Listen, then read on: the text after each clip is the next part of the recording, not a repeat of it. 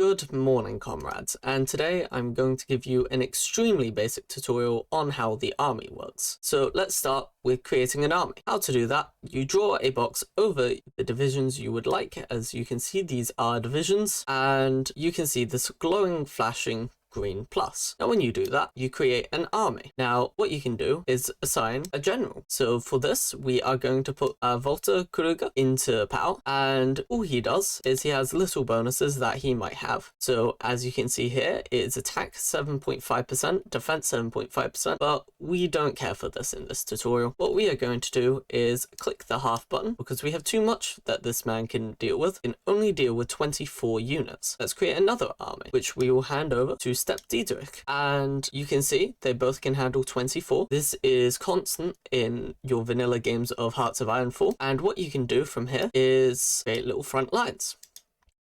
So let's see what happens by clicking the front line button, popping it over onto where the front line is, because we are at war. And as you can see, our enemy's AI is disabled for this tutorial, so we don't instantly collapse. Now, all of these people have gone onto a front line. Now, if I would like to create an offensive line, what you do is press the offensive line button, and with your right click, and draw the front line straight across to wherever you would like. Now, the arrow will change, and we'll try to guess where you're trying to mean. As you can see, for this front line, it is pretty terrible. It's split 3 times. And if you would not like that to be your front line, you can just delete it, create a new front line. Now this will tell you your likelihood of winning your objective that you have just set. So if we were to start, we should start winning a few battles, but not many, because we don't have enough soldiers to back ourselves up. Now we know how to do this. We could create another division to do this, or for ease and time usage, you can go create a field marshal. Now what these guys do is command your generals. So now we can put our field marshal in. Let's just stop that division right there. Field marshal is in, plump him right over here. You can see that 40 divisions are here. And what these guys will now do is sort themselves out into army bases, and you can see now we have a south army and a north army. Now what we can do is set a full army command where all 40 divisions will obey one command. Now, as you could see that, it said 40 divisions will obey this command, which is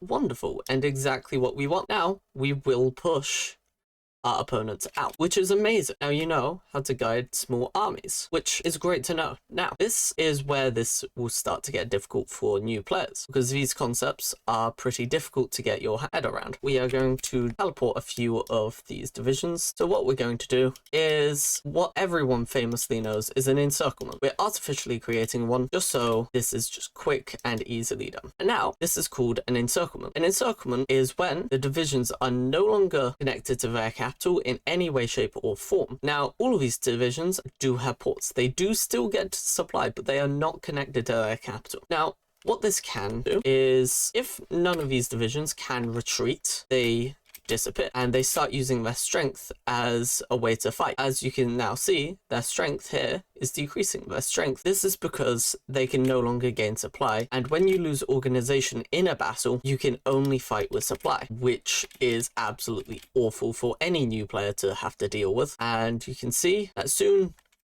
we are going to be getting rid of all of these divisions in this, what I'd call a rather nice encirclement. And none of these divisions can contact anywhere. They're all getting attacked, and they all will decrease in their strength over time. Now, that's an encirclement. Although these guys are not quite encircled yet. They still have one port of supply. Now, this does not mean that they can't be killed. The divisions can disappear, just like in this situation, exactly the same, just they will always have supply, meaning it is harder to push them through, but not impossible. This can lead to several problems later down the line for yourself, because they can still move divisions here and attack through the north. Now, these divisions will be executed within time, and see, their strength is decreasing, and that's when a division dies. It doesn't necessarily have to be encircled for a division to disappear. The hats that appear mean that the division can no longer fight and it cannot retreat, and that is usually seen in a encirclement situation, although it can be seen on very badly supplied front lines. It is not mutually exclusive to only be on just encirclements. It can be in other situations, and that is a very basic way